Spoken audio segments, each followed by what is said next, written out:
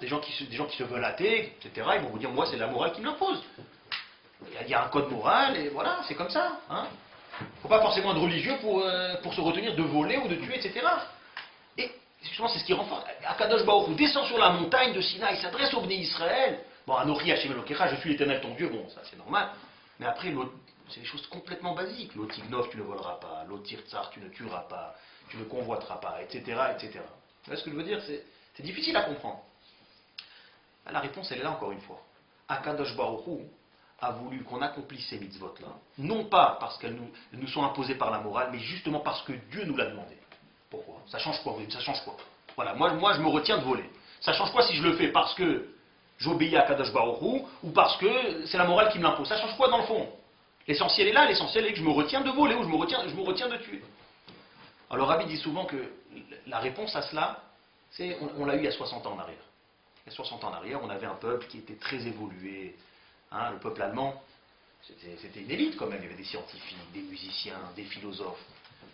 Ça donne froid dans le dos de savoir qu'à l'époque, ils avaient à Berlin des organisations pour protéger les animaux déjà. Pour vous dire à combien ils avaient un humanisme poussé, etc. C'est extraordinaire quand même. C'était une élite. Alors qu'est-ce qui s'est passé en 1920, bien sûr que l'Otirtsar, ne pas tuer, c'était complètement logique. N'importe quelle maman en Allemagne apprenait à son enfant, tu ne dois pas tuer, c'est pas joli, c'est pas moral, etc. Mais qu'est-ce que le rabbi disait? Qu'est-ce qui s'est passé en fin de compte? Lorsqu'ils ont commencé leur propagande anti-juive, comme quoi il fallait tuer les juifs, c'est quoi qui l'a imposé? C'est encore une fois la morale. Vous voyez ce que je veux dire? Avec la propagande, on peut tout dire. Ils sont partis du principe, voilà, il y a 6 millions de personnes qui crèvent de faim, 6 millions d'Allemands de souche, à côté il y a 6 millions de Juifs qui travaillent, qui ne sont pas de souche. Peut-être la morale, dans ce cas-là, elle impose comme quoi, voilà, on doit donner préférence aux Allemands de souche. C'était la morale qui a dicté, si on peut dire ça, l'élimination des Juifs. La même morale qui les a retenus de le faire, 10 ans après, les a imposés de le faire. On a aujourd'hui, Ashgacha Pratit, on a le débat de l'euthanasie. Ce qui est extraordinaire, c'est que les partisans de l'euthanasie et ceux qui sont contre, c'est toujours au nom de la morale. C'est la même morale qui impose une chose et son contraire. Alors on a ceux qui vont vous dire, mais ça veut dire quoi? Raccourcir la vie d'une personne, abréger son existence, tu ne tueras point, etc., etc. C'est pas beau. Et d'autres vont vous dire, mais ça veut dire quoi? Laisser une personne souffrir, lui priver de dignité. Vous voyez ce que je veux dire? C'est toujours la morale. C'est extraordinaire, c'est d'actualité en ce moment, n'est-ce pas? Donc on se rend compte d'une chose, que même l'otirtsar, même le tu ne tueras pas, s'il est dicté par la morale, il n'a pas de valeur absolue. Un jour, bon, je me retiens de tuer, et 10 ans après, pour des raisons morales, je tue. C'est pareil, la Torah, tu dis, tu dois respecter tes parents. Voilà. Bon, alors si je le fais parce que je l'ai compris, ou parce que ça s'impose, etc., je pourrais aussi dire, voilà, ma mère, elle n'a pas été gentille avec moi dans ma jeunesse, elle ne mérite pas de respect. Je peux arriver à une telle conclusion, on pourrait penser comme ça. Ma mère a été ignoble avec moi, elle ne s'est jamais occupée de moi, pourquoi je devrais respecter une mère, voilà, qui s'est débarrassée de moi dans mon enfance, par exemple? Qu'est-ce qu'elle dirait la Torah dans un cas pareil? Tu as l'obligation de la respecter. Alors que si je m'en tiens à la morale, je pourrais penser, voilà, mais non, justement, la morale impose qu'une maman comme ça, peut-être pour lui apprendre une leçon, allez savoir pourquoi, vous voyez ce que je veux dire? On peut toujours s'inventer une raison.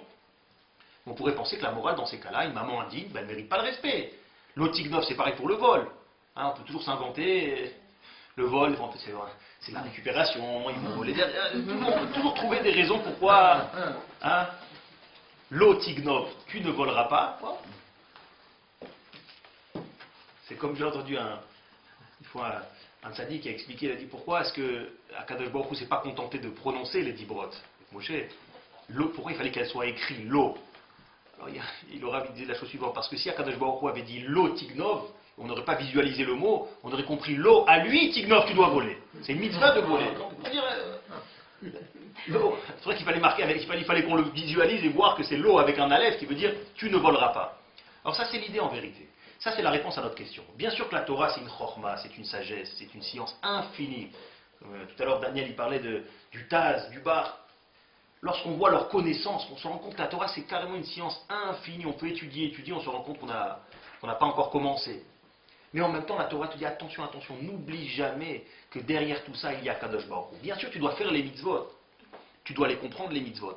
Mais avant toute chose, tu dois le faire, non pas parce que tu as compris, mais parce qu'Akadosh Baruch Hu te l'a demandé. Et là, la chose a une valeur absolue. Alors que si ça s'impose par la morale, vous voyez ce qui se passe aujourd'hui. Un jour c'est oui, un jour c'est non. On peut avoir... Il n'y a aucune garantie de durée. Allez savoir ce qui était moche il y a 20 ans aujourd'hui, c'est devenu tolérable. Regardez, quand vous ouvrez la radio, ce qui était encore un tabou il y a encore, je sais pas, encore 10 ans aujourd'hui, si tu vas critiquer, tu es un réactionnaire. Non, c'est vrai, ça fait peur. On a vraiment cette impression-là, parce qu'on se rend compte que lorsqu'une chose est imposée et fondée sur l'intelligence humaine, ça n'a pas de valeur absolue. Alors qu'un enfant juif, voilà, il a été éduqué, lo tirtsar. Pourquoi lo tirtsar, maman? Pourquoi je ne dois pas tuer? Parce qu'Akadosh Baruch Hu l'a demandé d'abord. D'abord. Donc l'enfant, plus tard, il peut avoir des milliers de raisons de vouloir tuer. S'il a une hirat shamaï, il va se retenir de le faire. C'est une valeur absolue. Même s'il a toutes les bonnes raisons, on va dire, logiques, de tuer, il ne le fera pas, ne serait-ce que pour obéir à Akadosh Baruch Hu.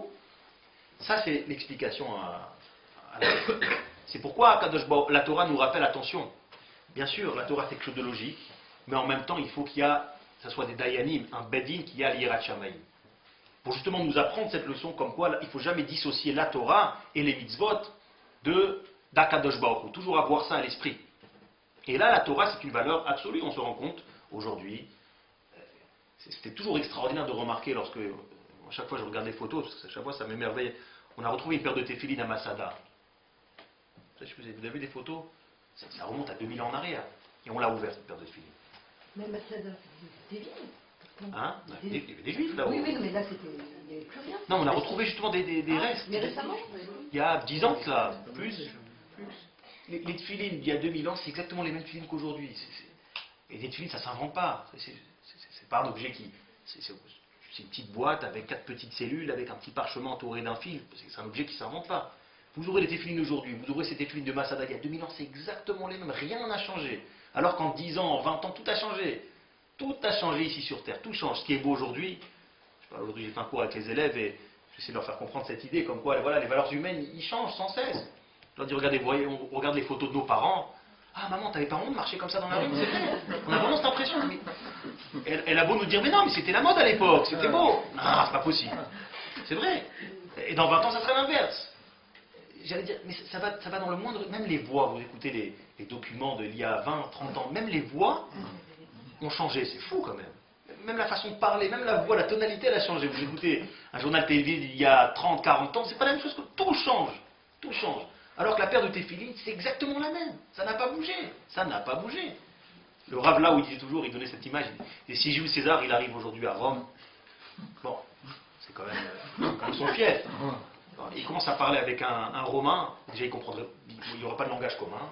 Où il est le Colisée, je ne sais même pas si c'est quoi. C'est deux mondes. Imaginons Moshe Rabbeinu qui atterrit maintenant ici. Il s'adresse à Rav Daniel, il lui dit, voilà, est-ce que tu as un sidour? Il comprend ce qu'il veut. À quelle heure c'est Arvit? Il comprend. La Torah n'a pas changé. Si Moshe Rabbeinu atterrit dans cette pièce, on peut discuter avec lui, on se comprend. Et c'est uniquement valable dans le judaïsme, dans toutes les autres religions, dans toutes les autres civilisations, ça n'existe pas. Il y a un fossé qui s'est créé entre il y a 2000 ans et maintenant, ça n'a rien à voir. C'est là où on se rend compte de la nitzriout, de la Torah éternelle. Pourquoi? Parce que là, c'est une base divine. Dès qu'on veut dissocier la Torah de sa base divine, chas v'shalom, ben la Torah disparaît. On se rend compte historiquement que dès qu'il y a eu des tendances comme ça dans le judaïsme, qui ont voulu enlever la kedusha de la Torah, cette dimension sainte de la Torah, ils n'ont pas fait long feu. Ils n'ont pas fait long feu. Quand je dis pas fait long feu, j'exagère pas. On prend par exemple Moshe Mendelssohn, en Allemagne, pas si longtemps que ça. On savait que c'était un grand chacham, on oublie souvent. C'est un élève du Pnei Moshe qui a commenté le Yerushalmi. C'était quelqu'un de très très savant, etc. Mais justement, quel a été justement le principe des Lumières? C'était de dissocier la Torah et la Kedusha. Voilà, on peut étudier, etc. Mais il ne faut pas forcément tout ramener à la divinité, tout ramener aux religieux. Ah, tu peux être un juif, mais sans cesse recourir au divin. Voilà. Retiens-toi de tuer parce que ça s'impose, ou retiens-toi de voler parce que ça s'impose, etc. On a essayé de dissocier entre la loi et la Kedusha. Une génération après, il ne reste plus rien de cette famille. Ce n'est pas 2 générations, 3 générations. Une génération après, on se rend compte de ce constat, que lorsqu'on dissocie la Torah de la Kedusha, voilà, ça ne tient pas. La Torah est une valeur absolue que si elle garde sa dimension de Kedusha.